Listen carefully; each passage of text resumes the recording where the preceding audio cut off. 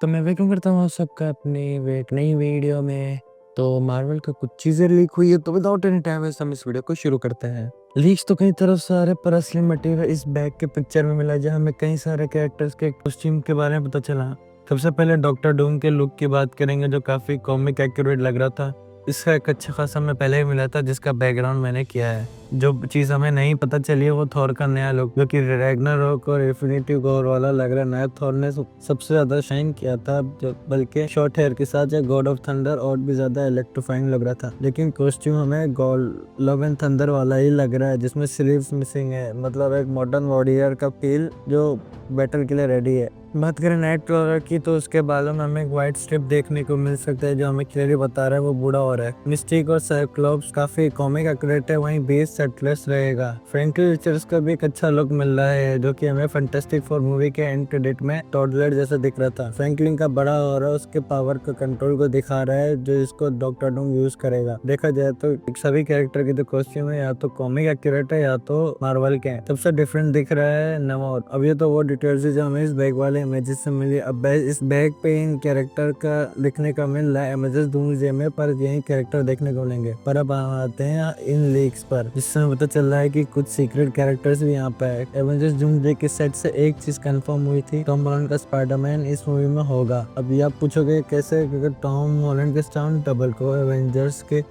Doomsday के set पे पाया गया था। मुझे पता है कि स्टंट डबल दूसरे के लिए काम कर सकते हैं, पर जब बड़े बड़े एक्टर्स की आती है तो उनके स्टंट डबल्स ना सिर्फ उनके स्टंट्स करते हैं, उनके जैसे फिजिक भी रखते हैं, ताकि उन दोनों में कोई डिफरेंस ही ना रहे। इस मूवी में फिलहाल स्पाइडरमैन का रोल इन्फिनिटी वॉर जैसे कहा जा रहा है। जैक नॉर्मल से दिन चल रहा होगा, अचानक से दुनिया खतरा में आएगी। इसके बाद स्पाइडरमैन अपने ब्लैक सूट में एंट्री लेगा, और इस चीज को बोलने की जरूरत नहीं, क्योंकि स्पाइडरमैन की जो एंडिंग है वो कनेक्टेड होगी एवेंजर्स डूम्सडे से। सबसे इंटरेस्टिंग चीज ये है कि स्पाइडरमैन ब्रांड न्यू डे और एवेंजर्स डूम्सडे एक स्टूडियो कॉम्प्लेक्स के पास फिल्म हो रहा है, जिसकी वजह से कोई इतना शक भी नहीं करेगा कि अपना स्पाइडी दोनों फिल्मों में इसकी प्रेजेंस फिट करना बहुत आसान है। ये भी रीजन है मार्वल स्पाइडरमैन के रोल को एक्सपेंड कर रहा है, ताकि कंटिन्यूटी और फैन डिमांड दोनों का बैलेंस बना रहे। एवेंजर्स एंड गेम के बाद 3 मूवीज जो 1 बिलियन का मार्क टच कर पाई है, उनमें से 2 तो स्पाइडरमैन की मूवी थी। फिलहाल टॉम हॉलैंड को शूटिंग के दौरान चोट लगी थी, जिस वजह से वो हॉस्पिटल में गए थे, लेकिन शायद चोट इतनी जोर से नहीं थी, क्योंकि वो बाद में एक इवेंट में रंजे के साथ दिखे थे। सोर्सेज से अपडेट आई है कि मंडे से शूटिंग दोबारा चालू होगी। अब बात होगी एवेंजर्स डूम्सडे में बनने वाली टीम की। रूम्स कह रहे हैं कि इस फिल्म में 2 एवेंजर्स की टीम 2 एक दूसरे से मिलेंगे और फैंटास्टिक फोर से भी टकराएंगे। मतलब एक proper super hero fight sequence होगा सिविल वॉर की तरह, लेकिन इसका स्केल बड़ा होगा। ये सीन एक तरफ फैंस को टेंशन भी देगा और दूसरी तरफ फैन सर्विस भी साबित होगा। क्रिस हेम्सवर्थ और डबल को देखा गया और कहा जा रहा है कि थॉर का टीवी के साथ कनेक्टेड होगा। मतलब लोकी सीरीज के बाद पहली बार थॉर और लोकी वेरिएंट का यूनियन होगा। अब ये लोकी किस फॉर्म में होगा, ये थोड़ा सा डाउटफुल है, क्योंकि लोकी का जो लुक सामने है उसमें उसके हॉर्न छोटे हैं, जबकि लोकी सीजन 2 के में हमने देखा था कि उसके हॉर्न काफी बड़े थे। थॉर और लोकी का रीयूनियन इमोशनल होगा इस बड़ी सी स्टोरी लाइन के लिए बहुत इंपॉर्टेंट भी, क्योंकि ये अभी तक की सबसे पावरफुल एंटिटी सामने बनी हुई है, जिसके बाद सबसे ज्यादा इन्फॉर्मेशन है मल्टीवर्स में आखिर चल क्या रहा है। थॉर और लोकी का एक साथ खड़ा होना मल्टीवर्सल वॉर के लिए एक स्ट्रॉन्ग बिल्डअप होगा। सोच अमेरिका सावेज का भी रिटर्न कंफर्म है, क्योंकि उसके सन डबल को देखा गया है। अट्रा पोर्टल्स और मल्टीवर्सल ट्रैवलिंग का एलिमेंट भी आएगा। इसके अलावा ऐसी भी खबर आ रही है कि सैंची सैम विंसल की एवेंजर्स टीम का पार्ट होगा, और एवेंजर्स टीम को Sam behind the scene phone कर चुका है, जिसके बारे में हमें थंडरबोल्ट्स के एंड क्रेडिट में हिंट भी मिला था। अब हम आते हैं इस पूरी वीडियो के सबसे बड़े रूमर पर, वो है स्कारलेट विच। ऐसा कहा जा रहा है कि स्कारलेट विच डूम्सडे में आएगी, और ये वंडा वो नहीं है जिसे हमने मल्टीवर्स ऑफ मैडनेस में देखा था। ये एक वेरिएंट वर्जन है जो एक्समैन यूनिवर्स से आ रही है। इस वेरिएंट की बैक स्टोरी एकदम कॉमिक एक्यूरेट होगी। वंडा की ये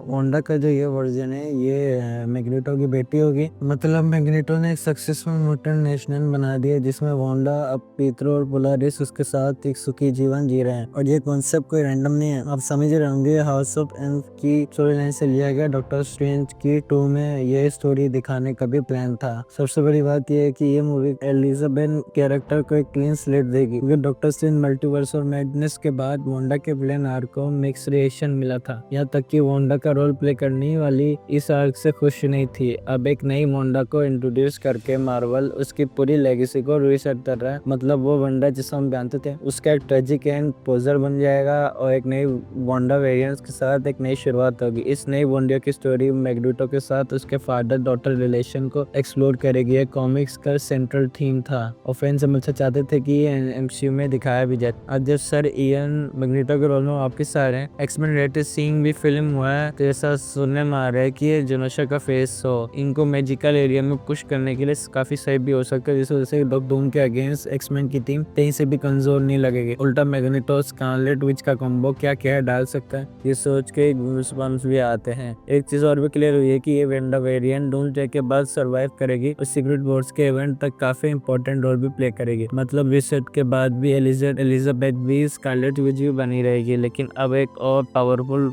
ये मार्वल के स्मार्ट मूव है क्योंकि एक तरफ मल्टीवर्स मैडनेस और फैन बैकलैश को हैंडल किया और उसकी वापसी को अच्छे से सिक्योर भी कर लिया। रूसो ब्रदर्स खुद भी इंटरव्यूज में इस बारे में कहते हैं कि एलिजाबेथ ओल्सन के रिटर्न को लेकर कोई प्रॉब्लम नहीं है। मतलब रूसो ब्रदर्स भी रेडी है स्कारलेट विच नए वर्जन को डायरेक्ट करने के लिए, शायद वो डायरेक्ट कर भी चुके होंगे। अब रूमर्स इतने डिटेल्स हैं और कंफर्म भी और इस बात के चांसेस हैं कि सारे रूमर्स और रीक्स सही हैं और बहुत ज्यादा एक्यूरेट भी। तो आज की वीडियो के लिए इतने आई होप आप लोग हमारी वीडियो पसंद आएगी। प्लीज हमारी वीडियो को लाइक कीजिए, चैनल सब्सक्राइब कीजिएगा। आप कभी सुनिएगा अपने अगले वीडियो में। बाय।